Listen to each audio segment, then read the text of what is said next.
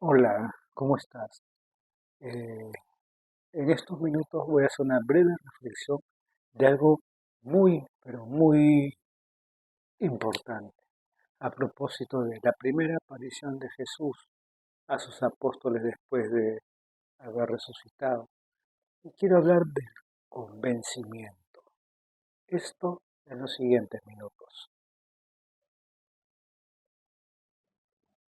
Para que les quede clarísimo, para que no quepa en su cabeza ni la más pequeña duda, ya no les pide fe ciega, les ofrece comprobación palpable, pruebas sólidas, verificables, irrefutables, cada vez que Jesús se aparece a sus discípulos después de haber resucitado, los invita a confirmar que no están alucinando ni viendo un fantasma, sino que están realmente ante Él en persona. Días atrás se ha leído del Evangelio que Jesús invitó al apóstol Tomás a poner su dedo en las llagas de los clavos y a meter su mano en la herida del costado. En el Evangelio que se proclama en el tercer domingo de Pascua en misa, Jesús pide a sus discípulos que lo toquen para convencerse de que no es un espíritu. Les hace notar que tiene carne y hueso e incluso les pide algo de comer. ¿Por qué esa insistencia de Jesús en demostrarles a sus apóstoles, lógicamente, que su resurrección es un hecho real y patente? Porque prometió que resucitaría. Y si no lo hubiera cumplido, si todo hubiera terminado con su muerte y sepultura, y él se hubiera quedado encerrado en la irremediable corrupción del sepulcro, no tendría sentido creer en él. ¿Para qué? ¿Verdad? Y es que la fe es en Cristo no se basa en que fuera un gran hombre, pues ha habido muchos grandes hombres en la historia y no por ello los seguimos. Tampoco en que fuera un gran predicador, pues a veces, hay que reconocerlo, resultaba muy incómodo escucharlo. Por ejemplo, cuando pedía cosas difíciles de cumplir, como poner la otra mejilla y bendecir a los que nos maldicen. Ni siquiera, ni siquiera en que se hubiera dejado matar por amor a nosotros, por admirable y sacrificado que nos pareciera. No, la fe en Cristo, te cuento, se apuntala en su resurrección. Es a partir de este evento extraordinario que hasta entonces ni sus más allegados habían comprendido o siquiera creído posible, que brota la fe en él porque se descubre que era cierto todo lo que dijo, que sí es hijo de Dios, que sí es el camino, la verdad y la vida. La fe en Cristo es necesariamente fe en el resucitado. Ya lo dijo San Pablo, si Cristo no hubiera vencido a la muerte, nuestra fe en Él sería en vano y seríamos los más infelices. Pero no es así, pues sí resucitó, lo leemos en la primera carta de Pablo a los Corintios, en el capítulo 15, versículo del 12 al 20. Esto merece un, un tema aparte y lo voy a hacer. Se comprende por qué resultaba tan importante que los apóstoles tuvieran esa certeza. Es que imaginemos, si podemos, el terremoto interior que sufrieron los apóstoles cuando luego de haberlo dejado todo para seguir al Señor, convivir con Él varios años, amándolo y admirándolo cada vez más, aquel que revivió a los muertos, curó enfermos incurables, calmó tempestades, entre otras cosas, de pronto fuera rechazado por los dirigentes del pueblo, aprehendido, condenado, escupido, humillado, coronado de espinas, flagelado salvajemente, cargado con tremendo madero, clavado en este y crucificado entre malhechores, sufriendo así la muerte más vergonzosa. Podemos suponer que cuando todo ese horror terminó y su amadísimo maestro inerte, traspasado por una lanza y cubierto de sangre, fue sepultado, realmente tocaron fondo.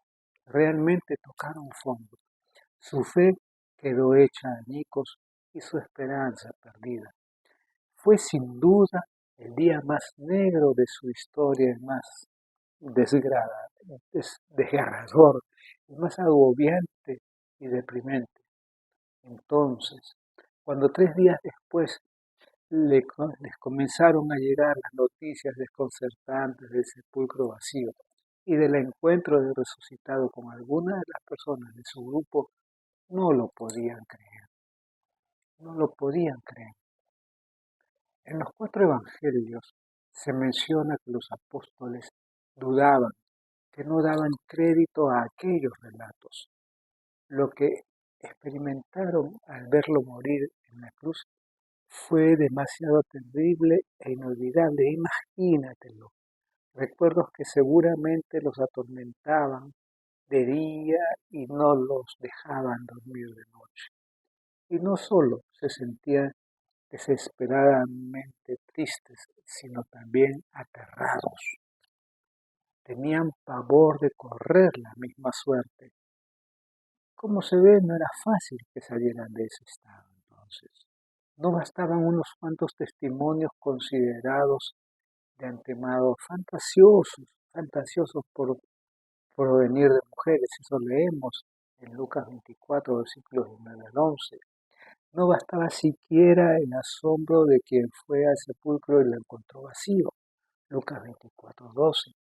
Para sanar la sacudida de haber visto muerto a su maestro, se necesitaba la sacudida de verlo resucitado. Y eso es precisamente lo que recibieron. Eso es precisamente lo que recibieron.